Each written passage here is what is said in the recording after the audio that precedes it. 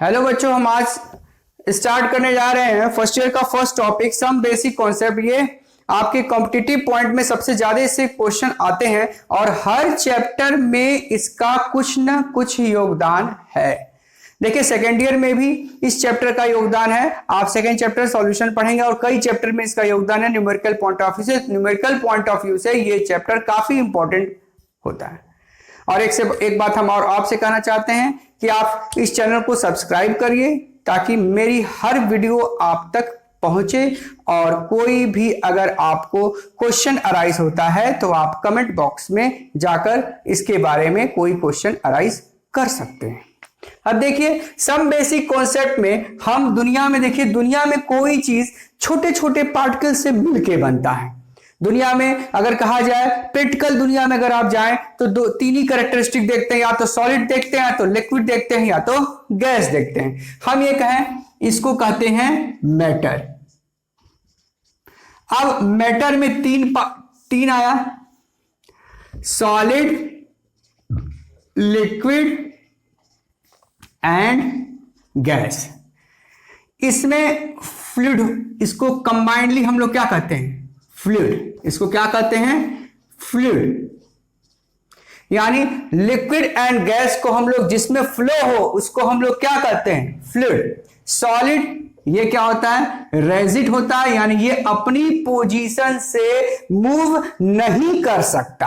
हाँ, एक चीज आपको हम बता दें, ग्लास को कहते हैं super cooled liquid. Super cooled liquid, क्योंकि लॉन्ग टर्म में ये इसमें फ्लूइडिटी आ जाती है। यानी कहने का ये मतलब है कि ग्लास को हम लोग कहेंगे सुपर कूल्ड लिक्विड। अब सॉलिड में क्या? हाँ, तो हम बता रहे थे ये सॉलिड है, ये लिक्विड है और ये गैस है। सॉलिड में पार्टिकल्स काफी क्लोज होते हैं, इनके बीच में इंटरमॉलिक्यूलर स्पेस नहीं होते हैं, ठीक है। सॉलिड, लिक्विड आपका इंटरमॉलिक्यूलर स्पेस इसमें थोड़ी दूरी पे होते हैं पार्टिकल्स के में, और गैस में इंटरमॉलिक्यूलर स्पेस काफी दूर दूर होते हैं पार्टिकल्स। यानी ये गैस की कहानी हुई। इसमें स्ट्रॉन्ग फोर्स ऑफ अट्रैक्शन होता है, स्ट्रॉन्ग फोर्स ऑफ अट्रैक्शन होता है। इसमें वीक होता है और इसमें वेरी वीक होता है।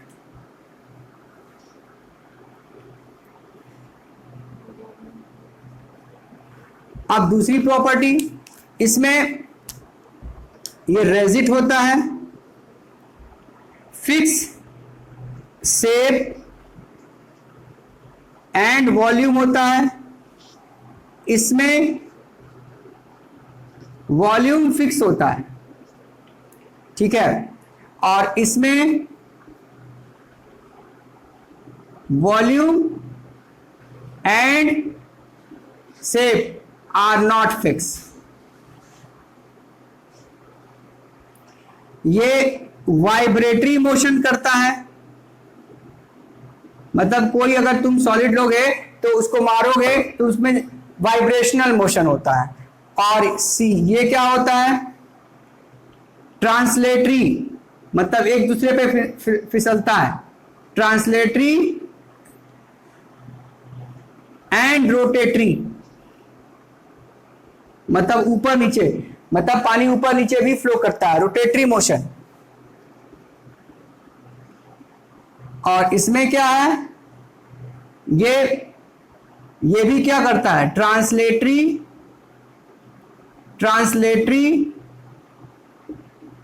And rotatory motion. अब देखिए बात ये हम उठाना चाहते हैं, ये नॉट कंप्रेसिबल और ये क्या होता है? लेस कंप्रेसिबल, और ये होता है हाईली कंप्रेसिबल। ये हमने सॉलिड, लिक्विड, गैस के बारे में कुछ प्रॉपर्टी आपको बताई है, ठीक है। अब हम आपसे कहना चाहते हैं इसमें एक लमसम आइडिया आपको, सॉलिड लिक्विड गैस आप पहले भी पढ़े हैं, थोड़ा सा हमने आपको एक्सप्लेन किया है। कुछ हमने फोर्थ स्टेट्स ऑफ मैटर के बारे में बताया था आपको, बोस आइंस्टाइन कंडेंसेट, यानी बोस आइंस्टाइन कंडेंसेट क्या होता है? जब कोई गैस काफी low temperature, gas low temperature पे लिक्विफाई हो जाए,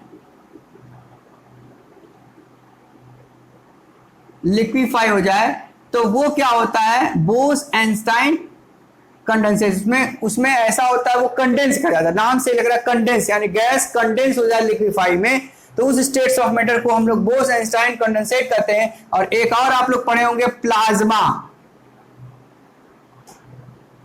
जहां पर गैस और आयन दोनों हो जाता है।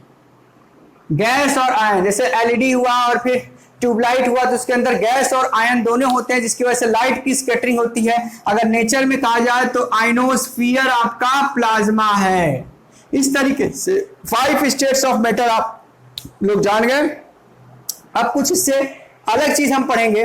देखिए, अब हम लोग कंपाउंडों को, अब इन सॉलिड लिक्विड गैसों को भी हम सब्स्टिट्यूट करेंगे और इसके बारे में हम पढ़ने जा रहे हैं। अब देखिए, अब हम कहें दुनिया में जैसे कोई भी चीज आप पढ़ेंगे, जब भी कोई चीज मिक्सचर लेते हैं तो मिक्सचर होता है 2 टाइप्स का,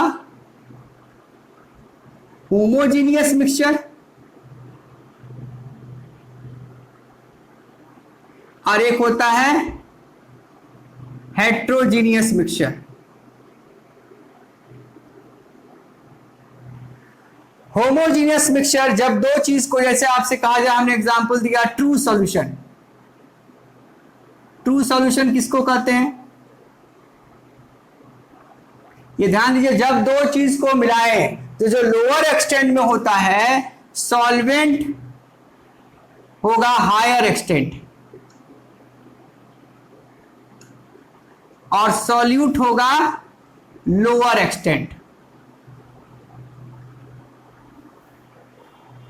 लोअर एक्सटेंट। इन दोनों के मिक्सचर को हम लोग सॉल्यूशन कहेंगे। जब कोई पार्टिकल्स आप नेकेड आई से देख लें, यानी कि एक शॉर्टकट हम बता रहे हैं, जो टिंडल इफेक्ट नॉट शो करें, वो क्या हो जाएगा? True solution. ठीक है। अब हेट्रोजीनियस में आते हैं कोलाइडियल सॉल्यूशन, और एक आता है complete heterogeneous mixture.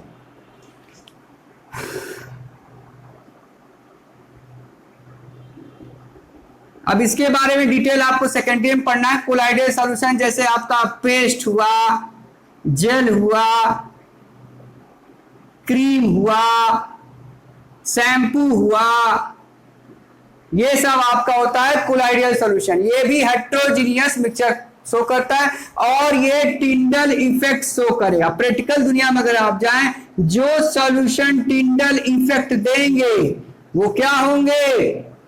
Heterogeneous solution होंगे। और जो टिंडल इफेक्ट ना दें, अब टिंडल इफेक्ट क्या होता है? जब कोई बीम ऑफ लाइट आप डालेंगे और लाइट स्कैटर कर जाए, तो हेट्रोजीनियस सॉल्यूशन उसको स्कैटर कर देता है और होमोजीनियस सॉल्यूशन उसको स्कैटर नहीं कर। टिंडल इफेक्ट नॉट शो, यानी ये टिंडल इफेक्ट शो नहीं करेगा और ये टिंडल इफेक्ट शो करेगा। टिंडल इफेक्ट ये दोनों, चाहे कोलाइडियल हो और चाहे heterogeneous mixture.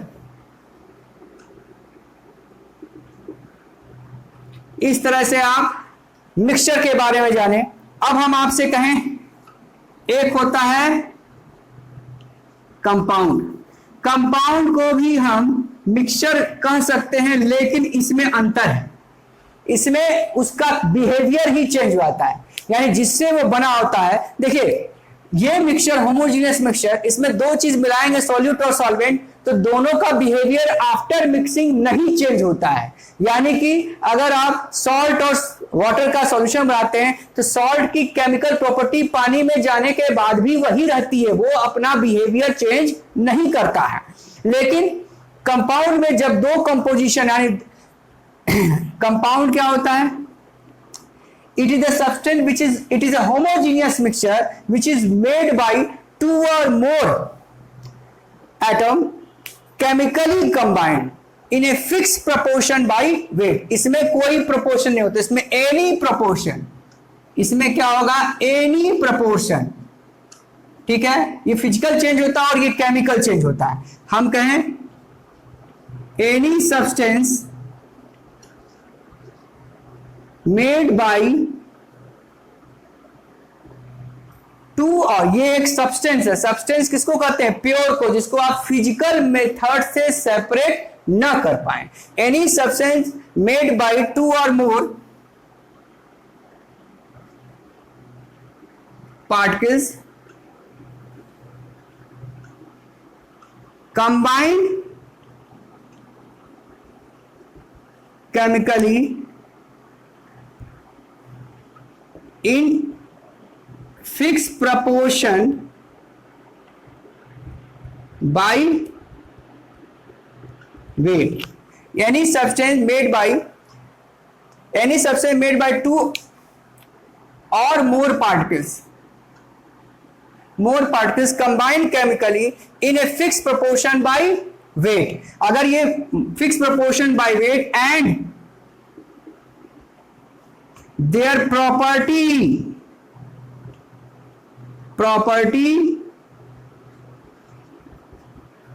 different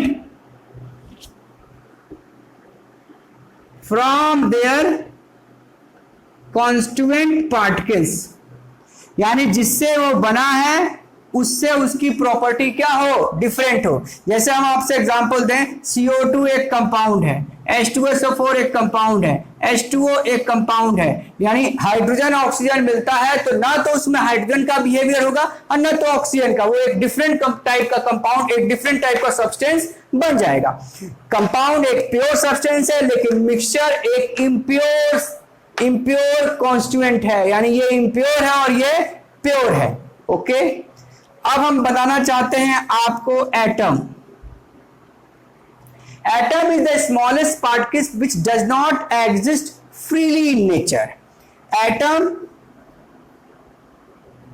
is the smallest particles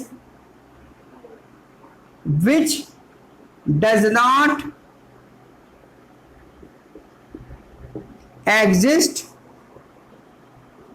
freely in nature except noble gas. अब हमने यहां एक एक्सेप्शन लगा दिया, नोबल गैस अपनी एटॉमिक फॉर्म में एग्जिस्ट करता है।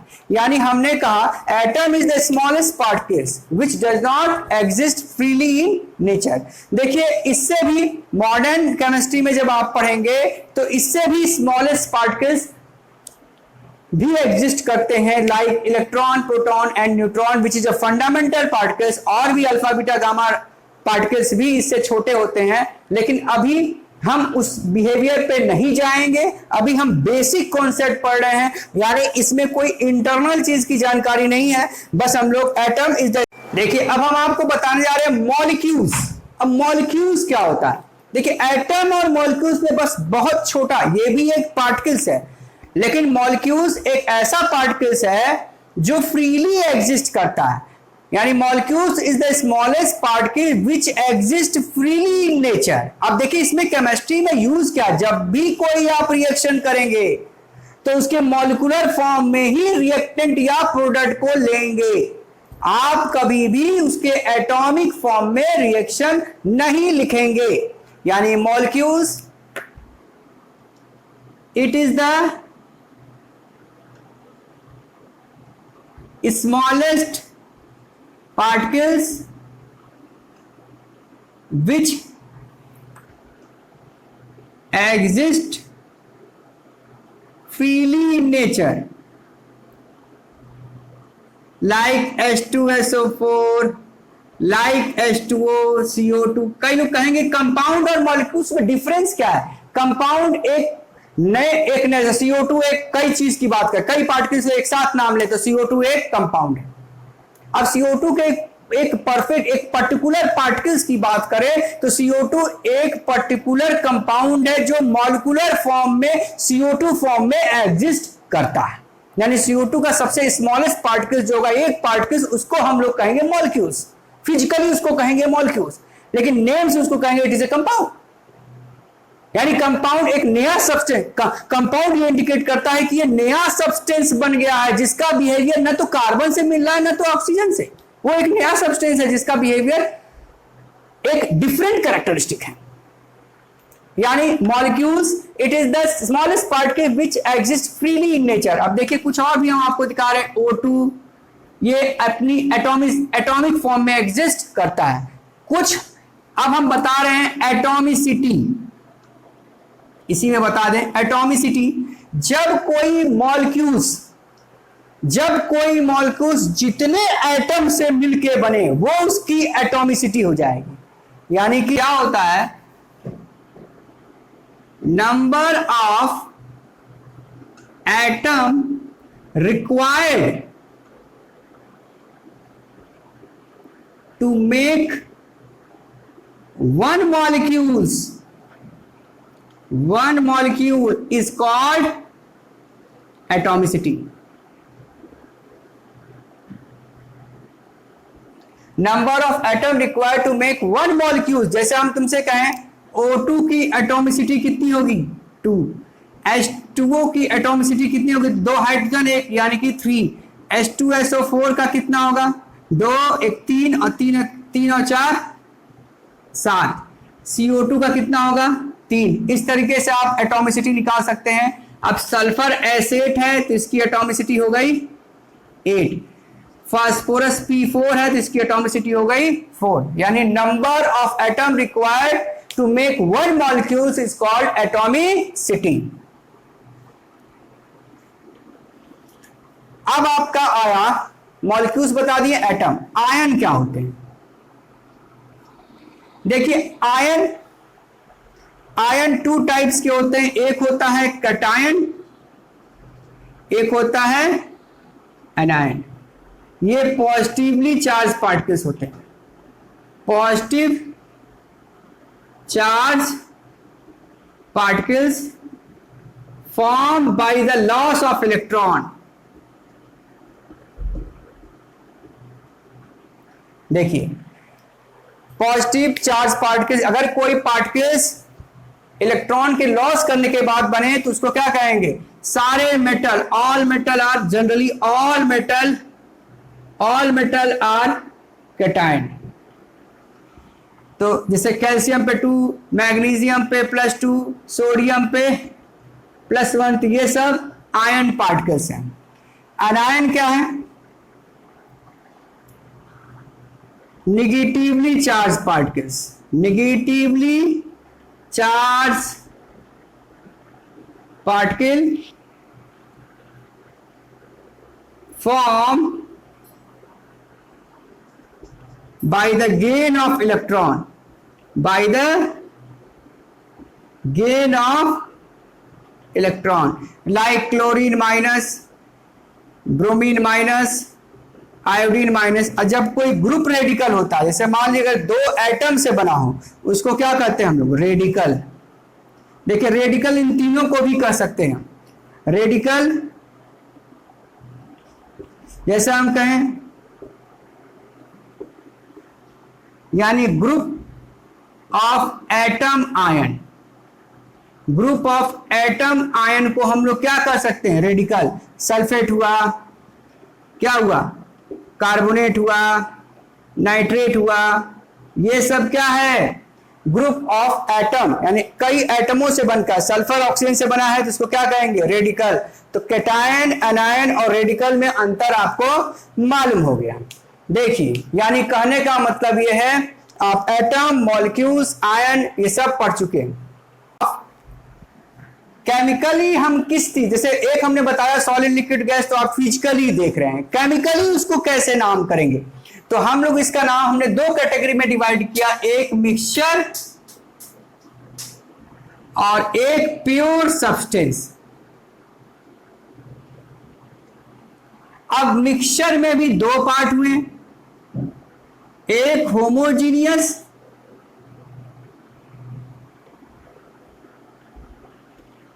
और एक है हेट्रोजीनियस।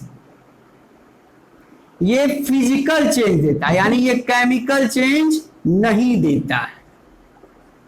प्योर सब्सटेंस में दो कैटेगरी हमने डिवाइड किया, एक है एलिमेंट और एक है कंपाउंड। ठीक है, अब कंपाउंड से छोटा हमने डिवाइड किया तो ये हो गया पार्टिकल्स। कंपाउंड से छोटा हमने डिवाइड किया तो मॉलिक्यूल्स, क्या हो गया ये मॉलिक्यूल्स। और एलिमेंट में आपका आया एटम। एलिमेंट क्या होता है, द सब्सटेंस, ये भी प्योर होता है ये भी प्योर होता है, लेकिन ये एक से अधिक से बनता है, ये 2 और मोर एटम से बनता है, मोर एटम से बनता है। ठीक है, ये भी प्योर है। One kind of atom, one kind of atom से क्या बनता है element. The substance which is made by only one kind of atom is called element. Atom में भी 3 पार्टिकल्स होते हैं, एक होता है इलेक्ट्रॉन, एक होता है प्रोटॉन और एक होता है न्यूट्रॉन। ओके, इलेक्ट्रॉन की एटॉमिक मास होती है 9.1 इंटू 10⁻³ kg, ये इसका मास है। इसका मास होता है 1.6 इंटू -10⁻27 kg और इसका भी मास 1.6 इंटू -10⁻27, यानी प्रोटॉन और न्यूट्रॉन का मास सेम होता है। ये मास हो गया। और ये चार्ज की बात करेंगे तो इस पे -1 नेगेटिव चार्ज, इस पे पॉजिटिव चार्ज और इस पे न्यूट्रल होता है, यानी ये न्यूट्रल होता है। यानी atom is made by 3 fundamental particles, electron, proton and neutron, यानी ये 3 पार्टिकलों से बनता है। इसको अभी हम आप लोग को जो मेजरमेंट, यानी किस तरीके से हम किसी मैटर को, सॉलिड को, लिक्विड को, गैस को कैसे मेजर करते हैं। मेजर करने के कई आपके मेजरमेंट के कोई, जैसे मान लीजिए आप कोई सामान खरीदने गए तो ग्राम में, मिलीग्राम में, केजी में, ये रिक्वायरमेंट पर निर्भर करता है कि आप किस यूनिट में उसको लेंगे। जैसे आप कहीं डिस्टेंस मेजर कर रहे हैं तो कहीं किलोमीटर में, अभी आप कपड़ा लेने गए तो मीटर में। ये डिसाइड करता है कि आपकी रिक्वायरमेंट क्या है। यानी कोई फिजिकल क्वांटिटी जब किसी चीज का मेजरमेंट करता है तो किस यूनिट में मेजरमेंट करता है, तो एक होता है सीजीएस यूनिट, एक होता है एमकेएस यूनिट। ये आप बचपन से ही पढ़े हैं। इसका मतलब है मीटर किलोग्राम सेकेंड। ये कहलाता है सीजीएस, यानी ये स्मॉल यूनिट है। और ये आपकी एसआई यूनिट, इसी में हम लोग एसआई इंटरनेशनल यूनिट में करते हैं। ठीक है, ये यूनिट सबसे एक्यूरेट, न ज्यादा बड़ा और न ज्यादा छोटा। इस तरीके से हम ये 2 यूनिट में ही अपना मेजरमेंट करेंगे। अब मेजरमेंट के कई तरीके हैं। SI unit is the standard international unit. जो यूनिट, जैसे मान लीजिए अगर कुछ ना बोले क्वेश्चन में तो आप आंसर एसआई यूनिट में ही लिखेंगे। अब मुद्दा ये आया कि जब भी किसी चीज का मेजरमेंट करेंगे, यानी ये मेजरमेंट करने के 2 आपके प्रक्रिया यानी प्रोसेस हुआ, एक सीजीएस यूनिट, एक एमकेएस यूनिट।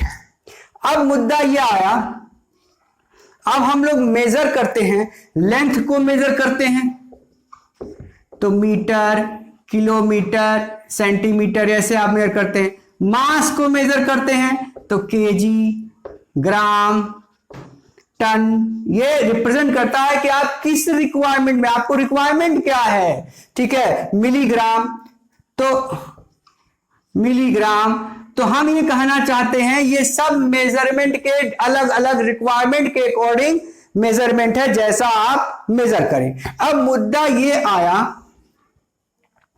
कि किसी चीज का मेजरमेंट जब हम करने जाते हैं, जैसे हम कहें किसी का वॉल्यूम मेजर करो, तो गैस का वॉल्यूम, सॉलिड का वॉल्यूम और लिक्विड का वॉल्यूम कैसे मेजर करते हैं। देखिए पहला केस हम आपको बताने जा रहे हैं वॉल्यूम, ये प्रैक्टिकल डिटर्मिनेशन हम बता रहे हैं। जब किसी चीज का वॉल्यूम मेजर करेंगे, मान लीजिए गैस का वॉल्यूम आप मेजर कर रहे हैं, तो गैस का वॉल्यूम जिस कंटेनर में गैस होगा, यानी जो कंटेनर का वॉल्यूम होगा, क्लोज कंटेनर की बात हम कर रहे हैं। अगर किसी कंटेनर में यानी वॉल्यूम ऑफ कंटेनर क्या होगा, ये बेसिक कॉन्सेप्ट है, बहुत ज्यादा इसका यूज आगे चल के पड़ेगा। वॉल्यूम ऑफ कंटेनर हम ले लेंगे गैस का वॉल्यूम, यानी अब जो भी कंटेनर का वॉल्यूम है उसमें क्लोज कंटेनर, ये ध्यान रखिएगा, ये कंटेनर क्या होना चाहिए, क्लोज। और सुनिए लिक्विड का वॉल्यूम तो आप दिखाई देगा, ये तो आप मेजरमेंट कर सकते हैं। तो इसको आप अपने जो भी कोई भी मेजरमेंट, जैसे मान लिया आप दूध लेते हैं, 1 लीटर दूध लिए, तो अलग अलग मेजरमेंट के आपके पास बॉक्स होते हैं, अलग अलग कंटेनर होता है, 1 लीटर का अलग कंटेनर होता है, 2 लीटर का अलग कंटेनर होता है, यानी कि साइज ऑफ कंटेनर आपको लिक्विड का मेजरमेंट दे देगा।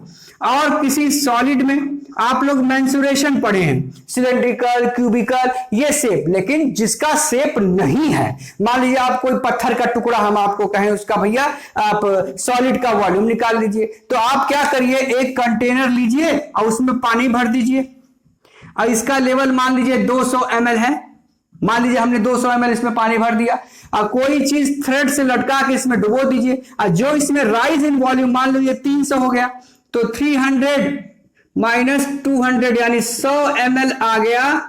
यानी अगर 100 ml हमने उस सॉल्यूशन का, यानी उस पार्टिकल्स का, कोई पत्थर का टुकड़ा लिया, उसको पानी में डुबो दिया, और जितना राइज इन वॉल्यूम आया हमने उस वॉल्यूम ऑफ मतलब अनशेप मॉडल ऑफ सॉलिड का हमने वॉल्यूम निकाल लिया। यानी इस तरीके से आप किसी गैस, लिक्विड और सॉलिड का वॉल्यूम निकाल सकते हैं। अब आया टेम्परेचर। तो बच्चों अब हम बता रहे थे कि जैसे आपने वॉल्यूम को मेजरमेंट कर लिया, मास को मेजरमेंट कर लिया, अलग अलग यूनिट में मेजरमेंट कर लिया, अब हम लोग टेम्परेचर का मेजरमेंट कितने यूनिट में करते हैं और कैसे करते हैं। टेम्परेचर मेजरमेंट करने के लिए आपके पास थर्मामीटर है। अब थर्मामीटर में हम मेजरमेंट करते हैं तो वो फ़ारेनहाइट, अपनी बॉडी टेम्परेचर मेजरमेंट करते हैं। अब आप स्टैंडर्ड यूनिट जो होता है टेम्परेचर का, ये 3 कैटेगरी हमने डिवाइड किया। एक है डिग्री सेल्सियस, ये जान लीजिएगा, बहुत इंपॉर्टेंट चीज हम बता रहे हैं, ये बहुत ज्यादा आगे चैप्टरों में यूज होगा। डिग्री सेल्सियस होता है, हम इसको डिसाइड कैसे करें, वाटर की बॉइलिंग पॉइंट और वाटर की फ्रीजिंग पॉइंट के अकॉर्डिंग हम डिग्री सेल्सियस को डिसाइड किए। यानी कि अगर हम डिग्री सेल्सियस को अगर हम डिनोट कर रहे हैं डिग्री सेल्सियस, अब एक है यानी वाटर से ये डिसाइड किया गया, और ह्यूमन बॉडी से जो डिसाइड किया गया, ह्यूमन बॉडी से वो है फ़ारेनहाइट।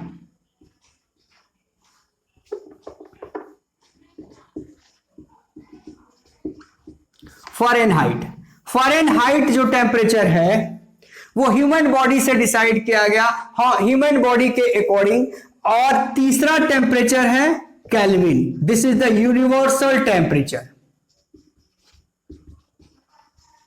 इसी में हम आपको बताना चाहते हैं एब्सोल्यूट टेम्परेचर। एब्सोल्यूट टेम्परेचर क्या होता है, एब्सोल्यूट टेम्परेचर वो होता है सबसे छोटा टेम्परेचर 0 केल्विन और -273 डिग्री सेल्सियस। 0 केल्विन, कभी केल्विन निगेटिव में नहीं होता है, यानी दुनिया का सबसे स्मॉलेस्ट टेम्परेचर, जिस टेम्परेचर पे किसी भी वॉल्यूम, किसी गैस का वॉल्यूम लगभग 0 माना जाता है, उस टेम्परेचर को कहा जाता है एब्सोल्यूट टेम्परेचर। यानी the temperature at which the volume of any gas becomes zero. ये प्रैक्टिकली दुनिया में नहीं होता है, लेकिन ये मान लिया जाता है कि मान लीजिए कोई गैस लिक्विफाई हो गया तो उसका वॉल्यूम अब घटेगा ही नहीं, लेकिन ये हमने आइडियल गैस के लिए मान लिया कि किसी भी गैस का वॉल्यूम 0 केल्विन पर 0 हो जाता है, उसको कहते हैं एब्सोल्यूट टेम्परेचर। अब रिलेशन क्या है, अब इनको मेजर करने के लिए आपके पास इंस्ट्रूमेंट जो है वो थर्मामीटर है, थर्मामीटर से आप मेजर कर सकते हैं।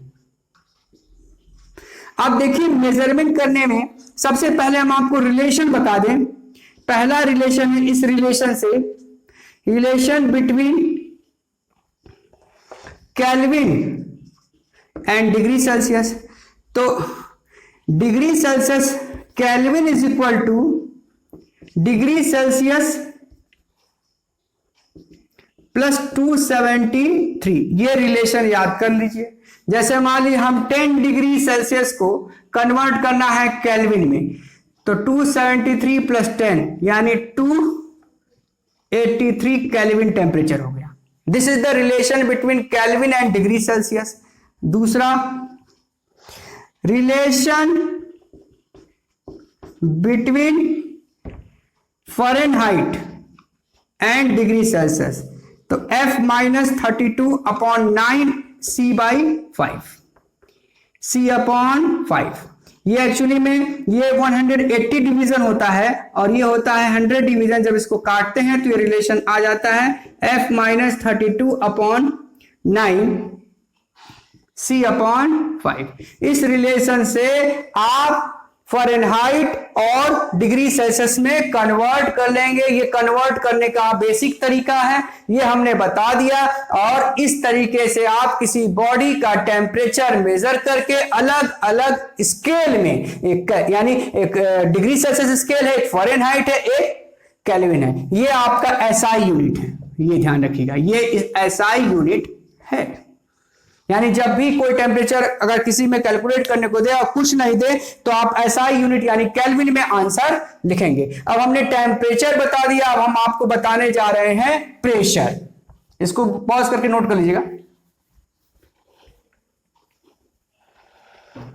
अब हम आपको बताने जा रहे हैं प्रेशर। प्रेशर नापने का, प्रेशर मेजर करने के आपके पास कितने तरीके हैं।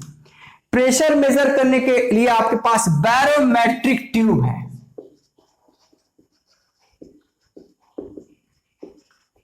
बैरोमेट्रिक ट्यूब में मरकरी भरा होता है। मरकरी लिक्विड स्टेट में होता है और उस ट्यूब की हाइट से, जैसे ऐसा होता है कि उस ट्यूब में मरकरी भरा होता है और इसमें हम मरकरी भरा होता है, ये लगभग उल्टा करके थ्रेड से हम लोग रख देते हैं बैरोमेट्रिक ट्यूब में। ये आपका मरकरी है, ये पूरा इसकी हाइट से अगर नॉर्मल 1 एटमॉस्फेरिक प्रेशर है, 1 एटमॉस्फेरिक प्रेशर है, तो अगर इस प्रेशर को आपको मरकरी कॉलम में करना है तो 760 मिलीमीटर Hg कॉलम के बराबर होता है, या 76 सेंटीमीटर। समझो ये 80 सेंटीमीटर है तो 76 सेंटीमीटर पे आकर अगर एटमॉस्फेरिक प्रेशर इसमें हम मरकरी भरे हुए हैं तो मरकरी अगर भरे हैं तो इसका राइजिंग यानी ये कितने ऊपर तक जाएगा, 76 सेंटीमीटर तक नॉर्मल प्रेशर कैलकुलेट होता है। 76 सेंटीमीटर या 760 मिलीमीटर Hg कॉलम या 101/325 पास्कल। पास्कल याद करिए प्रेशर की एसआई यूनिट होती है। Pressure is equal to formula आप पढ़े हैं फोर्स बाय एरिया। इस फॉर्मूले से आप इस फॉर्मूले से नहीं कैलकुलेट करते हैं, P is equal to H rho G।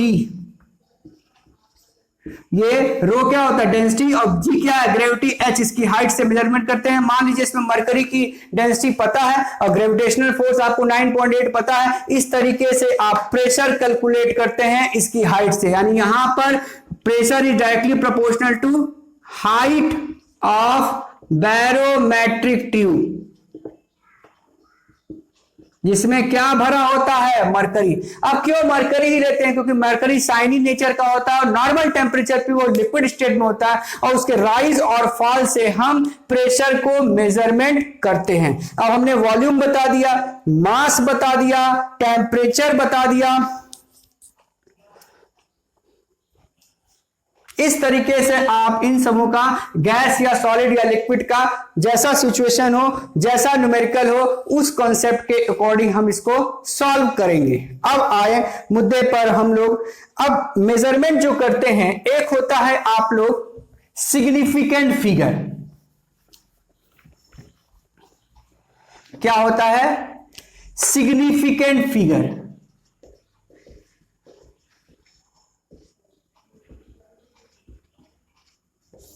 ये सिग्निफिकेंट फिगर का बहुत ज्यादा एक्यूरेसी के लिए, मान लीजिए कोई आप आंसर अप्रोक्सीमेट में ला रहे हैं और अप्रोक्सीमेट में आप कोई कैलकुलेशन किए तो आपको एग्जैक्ट वैल्यू, वहां पे आपको कैलकुलेटर तो मिलेगा नहीं, तो आप एक अप्रोक्सीमेट आंसर जब लिखते हैं, जैसे मान लीजिए हम कोई कैलकुलेशन किए तो हमारा आंसर आया 1262। मान लीजिए हमने किसी नंबर का, मान लीजिए हमने ऐसे लिया 24 इंटू 36, तो आप इसको मल्टीप्लाई करेंगे, तो आप 6 चौक 24, 6 दूना 12, 12 2 14, 3 चौके 12, 3 दूनी 6, 6 और 1 7, 4 6 8। अब यहां पर 864 आपने लिखा, तो आपको इतना समय लगा, ठीक है, इतना समय लगा। अब इसको सिग्निफिकेंट फिगर में अगर आप आंसर लिखें 8.64 इंटू 10 टू द पावर 3। देखिए ये तो आपने कैलकुलेशन किया और इसको सिग्निफिकेंट फिगर में लिखने का तरीका इसका ये है, ठीक है। इसके सिग्निफिकेंट फिगर वैल्यू है, यहां से यहां जोड़ेंगे 1 2 3। इसके सिग्निफिकेंट फिगर कितनी है? 1 2 3। इसकी सिग्निफिकेंट फिगर कितनी है? 1 2 3, 3 सिग्निफिकेंट फिगर वैल्यू। अब कोई भी कैलकुलेशन जब आप करते हैं, जैसे मान लीजिए हमने ये पहला ट्रिक बताया, दूसरा जैसे मान लीजिए हम आपसे कहें 246 का आपको स्क्वायर रूट निकालना है।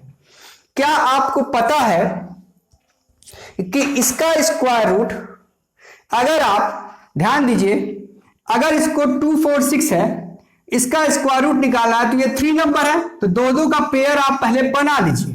जैसे हम आपसे कहें 246, क्या 225 का स्क्वायर रूट हमको 15 मालूम है, तो यानी, और 256 का स्क्वायर रूट हमको 16 मालूम है, और ये लगभग उसके मिडिल वैल्यू के आसपास इर्द गिर्द है। तो हम इसका अप्रोक्सीमेट आंसर जो लिखेंगे, यानी इसका आंसर 15 से, ध्यान दीजिएगा, यानी रूट ऑफ 225 क्या होगा? 15, एंड रूट ऑफ 256 क्या होगा? 60। यानी ये काफी, इन दोनों का अंतर अगर देखिए, जब 25 दूना 50, लगभग ये आधे के इर्द गिर्द है, तो हम इसका आंसर अप्रोक्सीमेट लिखेंगे 15.6 के आसपास इसका आंसर आएगा। ओके, लेकिन इसको आंसर ऐसा ही नहीं छोड़ेंगे, इसका आंसर लिखेंगे 1.56 इंटू 10 टू द पावर, अब एक फिगर यहां गया तो इसको सिग्निफिकेंट फिगर में, अगर मान लीजिए इसका एक्यूरेट आंसर अगर आप कैलकुलेटर से लाएं और इसका आंसर आ गया 1.52, तो आप 1.52 लिखे, आपने 1.56 लिखा है, तो तब भी आपका आंसर करेक्ट होगा, और ये आपकी एक्यूरेसी को मेजर करता है। यानी अगर आप 1.1 नंबर के बाद डेसिमल लगा देते हैं, तो अगर आपका आंसर इर्द गिर्द भी आता है तो ये एक्यूरेसी मेजर करता है। तो जैसे मान लीजिए सिग्निफिकेंट फिगर का मतलब क्या हुआ, जैसे मान लीजिए आप केस 1 अगर 1.4 है, तो इसकी अप्रोक्सीमेट वैल्यू हम ले लेते, जैसे मान लीजिए 1.4 है, यानी कि अगर ये नंबर 5 से कम है तो हम इस नंबर को सीधे 1 ले लेते हैं। केस 2 अगर हम कहें 1.6 है, तो इसको हम बढ़ा के अब इसकी राउंड फिगर में वैल्यू क्या ले लेंगे? 3। अगर ये एक्यूरेट 1.5 है, तो इसको हम 1.5 ही रहने देंगे, यानी एक अप्रोक्सीमेट वैल्यू लाने का एक, जैसे मान लीजिए एक, जब आप बड़े बड़े कैलकुलेशन करेंगे तो एक अप्रोक्सीमेट वैल्यू लाने का ये शॉर्टकट तरीका है, जिससे आप बड़ा कैलकुलेशन ना करते हुए न करते हुए भी आप आंसर के काफी एक्यूरेसी की तरफ रहें। तो इस तरीके से सिग्निफिकेंट फिगर आपको कैलकुलेशन में थोड़ा सहयोग करता है, जो एक अप्रोक्सीमेट, एक जनरल आइडिया आपको देता है कि किसी नंबर को आप कैसे कैलकुलेट करके लिखेंगे। अब जैसे हम कहें एक सिग्निफिकेंट फिगर, मान लीजिए आपसे हम कहें 8672, इसका कितना सिग्निफिकेंट फिगर है, यहां तक है तो 1 2 3 4, इसके 4 सिग्निफिकेंट फिगर है। सिग्निफिकेंट फिगर अगर माने आपसे पूछा है तो इसके 4 सिग्निफिकेंट फिगर है, यानी एक डेसिमल के बाद से जोड़ना शुरू करेंगे 1 2 3 4 जहां तक नंबर दे। अब हम कहें 8.67 है, इसके कितने हैं 3 हैं, 8.6 है तो इसके कितने हैं 2 सिग्निफिकेंट फिगर है। ओके, अब ये देखिए सिग्निफिकेंट फिगर का महत्व क्या है। महत्व यह है कि जब भी कोई आंसर आप 10 के पावर में लिखते हैं तो मान लीजिए आपका आंसर थोड़ा बहुत गलत भी आ रहा है तो आप पॉइंट लगा के देंगे। मान लीजिए एग्जामिनर का आंसर 8.54 आ रहा है तो आप 8 पॉइंट, तो पहला पॉइंट आपका सही है, तो पॉइंट में गलती मान्यता नहीं होती है। सिग्निफिकेंट फिगर में आंसर लिखेंगे तो आप अगर कैलकुलेशन गलत भी किए हैं तो एक्यूरेसी के इर्द गिर्द आप रहेंगे और आंसर आपका करेक्ट होगा, एग्जामिनर आपका आंसर काट नहीं पाएगा।